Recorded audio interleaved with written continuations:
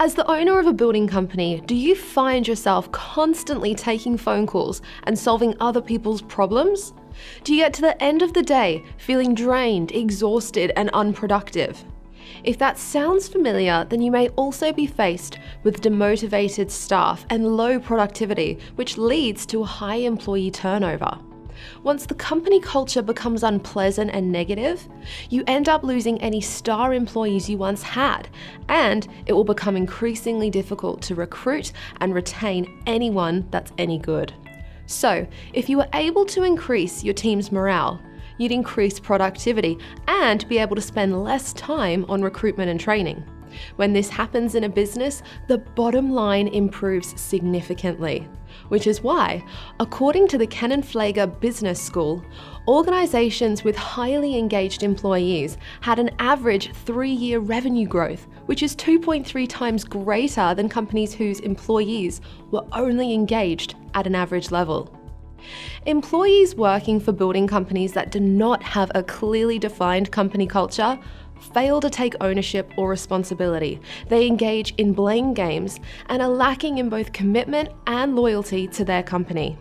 Whereas a building company with strong company culture runs smoother because its employees are fully engaged. They take pride in what they do. They use their initiative to solve problems, and they have a can-do attitude. None of this happens by chance. A company's culture has to be set and enforced by the leadership. And it's probably easier than you think, because rather than creating a 1,000+ page company manual outlining all the do's and don'ts that make up your ideal company culture, you can shortcut the entire process by setting 6 to 10 core values. Any more than 10 starts to become a challenge, as they can't be easily recalled or memorized. So aim to start with 6 or less, and then add new ones when a situation arises. The reason why core values are so powerful is because they can replace hundreds of pages of procedures in a company manual.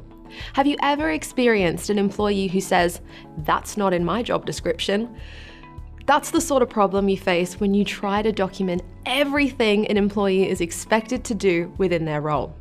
For example, if you find yourself constantly fielding phone calls from a site supervisor asking what they should do every time they face a challenge, the worst possible thing you can do is give them a solution. When you do that, you're training your team to always come to you for a solution. You've inadvertently created a bottleneck in your delivery process and taken on a whole load of stress for yourself. However, by creating a supportive company culture where it's okay to make mistakes and establishing a core value that states we make decisions and own the results, you have created a safe environment for that supervisor to step up. The next time you receive a call from the supervisor asking you for a solution, you simply remind him of the relevant core value and ask what action he thinks should be taken. Very soon, the supervisor will cease calling you and start taking responsibility. If you have budgeting concerns to take into account, you can set a daily limit on what can be spent to solve a problem by authorizing them to solve any problem by using up to $100. If that causes you concern regarding an individual's integrity, a second core value that states we always do the right thing, even when no one else is looking, clearly demonstrates what is expected from your team at all times. Core values by themselves will not fix or even maintain a company's culture. Team members also need to understand the company's purpose. What is the company's long-term goal? What is it trying to achieve and why? Hot tip here, don't say it's to make lots of money so you can sell the business and retire. That simply won't have the same motivation or effect on your team as it has on you. Involving your team in the quarterly process of goal setting and updating them on the process is also a very powerful component of setting a company culture.